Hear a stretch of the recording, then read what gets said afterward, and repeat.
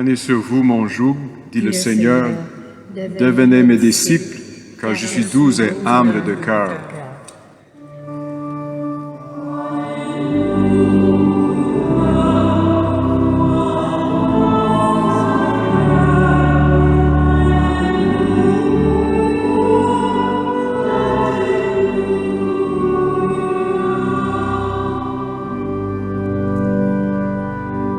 Le Seigneur soit avec vous. Et avec votre esprit. Évangile de Jésus-Christ selon salut. Gloire à toi, Seigneur. Un jour de sabbat, Jésus était entré dans la maison d'un chef des pharisiens pour y prendre son repas, et ces derniers l'observaient. Jésus dit une parabole aux invités lorsqu'il remarqua comment ils choisissaient les premières places, et il leur dit: quand quelqu'un t'invite à des noces, ne va pas t'installer à la première place, de peur qu'il ait invité un autre plus considéré que toi. Alors celui qui vous a invité, toi et lui, viendra te dire: cède-lui ta place. Et à ce moment, tu iras, plein de honte, prendre la dernière place. Au contraire, quand tu es invité, va te mettre à la dernière place. Alors quand viendra celui qui t'a invité, il te dira: mon ami, avance plus haut. Ce sera pour toi un honneur aux yeux de tous ceux qui seront à la table avec toi. En effet, quiconque s'élève sera abaissé, et qui s'abaisse sera élevé. Jésus disait aussi à celui qui l'avait invité: quand tu donnes un déjeuner, un dîner, n'invite pas tes amis, ni tes frères, ni tes parents, ni de riches voisins. Sinon, eux aussi te rendraient l'invitation, et ce serait pour toi un don en retour. Au contraire, quand tu donnes une réception, invite des pauvres, des estropiés, des boiteux, des aveugles. Heureux seras-tu parce qu'ils n'ont rien à te donner en retour. Cela te sera rendu à la résurrection des justes. Acclamons la parole de Dieu. Louange à toi, Seigneur Jésus.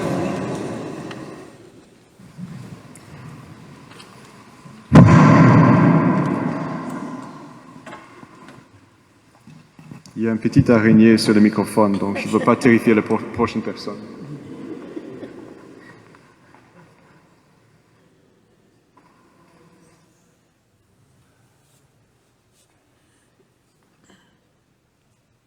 Je n'ai pas peur des araignées, juste pour vous dire.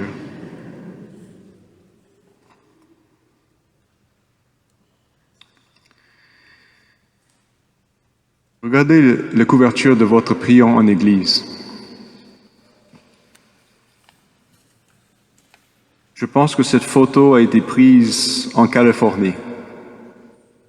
On a des conifères de cette manière, mais pas aussi grands peut-être, dans l'ouest du Canada. Mais les autres choses derrière ça me disent que c'est plutôt peut-être la Californie. C'est une séquoia. On n'a pas des arbres aussi grands, malheureusement, au Québec, dans l'Ouest. Mais ce que je trouve remarquable, c'est le petit gamin devant le séquoia. C'est un contraste. Quelque chose d'immense, de massif, de permanent, avec l'innocence, on peut dire, la fragilité, l'impuissance de ce petit garçon. Mais il désire grandir comme l'arbre, le garçon, comme nous tous, une fille ou un garçon. Donc ce sont mes arbres préférés. Quand je me promène dans l'Ouest, souvent je vais aller visiter des parcs nationaux provinciaux parce que je suis toujours en admiration de la création de Dieu. Dieu fait des choses avec splendeur, avec constance, et si nous-mêmes nous laissons des choses aller, ça grandit bien. La nature sait quoi faire. C'est certain que des hommes peuvent toujours guider et ajouter une certaine connaissance, technologie, mais plus ou moins la nature a le dernier mot. Et nous devons toujours respecter les créations du bon Dieu. Alors pour nous, moi, c'est un bon exemple de l'importance de l'humilité. Qu'est-ce que c'est l'humilité? C'est une vertu qui veut corriger notre orgueil. Donc on va faire la définition en par une définition, ce qu'on appelle négative. Je ne vous explique pas ce qui est l'humilité, parce que c'est un peu difficile à saisir, mais on va aller avec l'opposé, on va aller avec l'orgueil. C'est plus facile à comprendre. Donc, saint Thomas d'Aquin explique que l'orgueil, c'est une surestimation de notre bien. Donc, si je surestime mon bien, j'exagère mon bien, je vais avoir un amour de soi exagéré. Quand on dit exagéré, qui ne se confond pas à la réalité. Donc, c'est juste dans ma tête que ma valeur est si grande, mon bien est si grand. Okay? C'est juste dans ma tête. Par contre, dans la réalité, c'est pas aussi grand. Et donc, l'humilité veut, dans un sens, freiner cette surestimation où on valorise excessivement notre bien. Mais pour être plus précis, l'humilité vise la vérité. OK? Donc, si on veut se considérer, c'est quoi notre valeur, c'est quoi mon bien, il faut chercher la vérité. Et si on cherche la vérité en nous, on découvre qu'il y a du bien et du mal en même temps. Il y a beaucoup de bien, mais il y a beaucoup de faiblesses, beaucoup d'imperfections. Et c'est pourquoi la première lecture nous dit que la racine du mal est en nous. OK? Ça, c'est un enseignement profondément chrétien. La racine du mal n'est pas quelque chose en dehors de nous, mais à l'intérieur de nous. Je place le séminaire sur le fauteuil. Et donc, pour grandir dans la vie spirituelle, il faut avoir une connaissance de soi objective et non pas surestimée. Parce que si j'exagère mon bien, je n'ai pas besoin du bon Dieu. OK? Si je pense que je suis autosuffisant, je n'ai pas besoin de Dieu. Il y a un orgueil social qui existe dans les pays.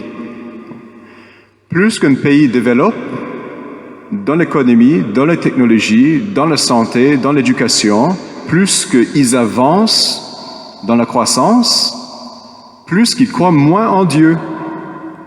Parce qu'ils deviennent plus suffisants à eux-mêmes, ils ont moins besoin de Dieu. Et c'est un fait objectif partout au monde.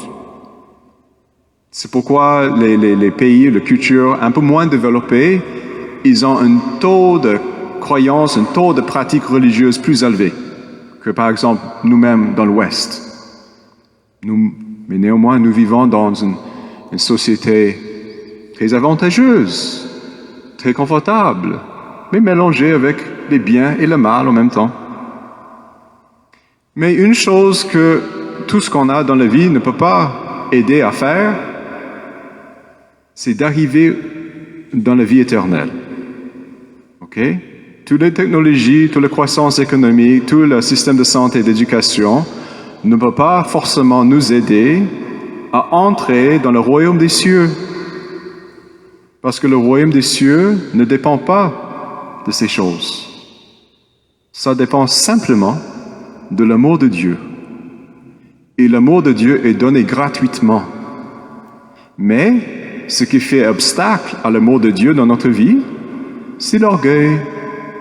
C'est cette estime de soi exagérée, surestimée. Dieu s'oppose aux orgueilleux, ou, si vous voulez, aux superbes. Ça c'est dit plusieurs fois dans le Nouveau Testament. Si vous avez fait la construction, vous voulez construire un grand édifice, un bloc d'appartement, ou même un gratte-ciel. Pour aller plus haut, il faut faire une fondation plus profonde. Et c'est pourquoi la fondation de la vie spirituelle, c'est l'humilité.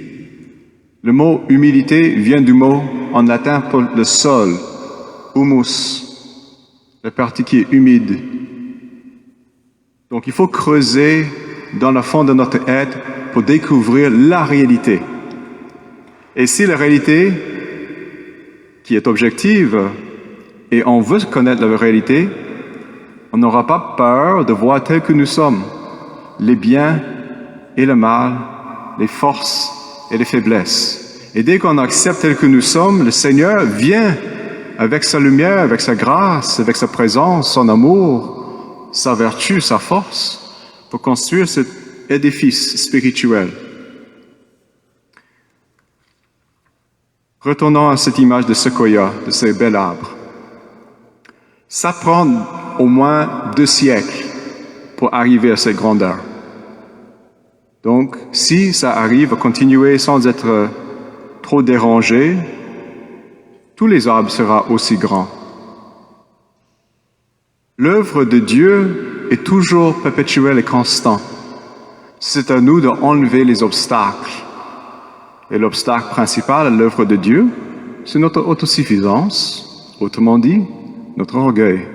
Que le Seigneur nous accorde une grâce particulière à cette messe pour accepter tel que nous sommes, les enfants de Dieu qui ont besoin d'avoir sa présence, notre Père éternel. Et que le Seigneur nous donne la confiance et l'espérance qu'il est toujours à l'œuvre dans notre vie. Amen.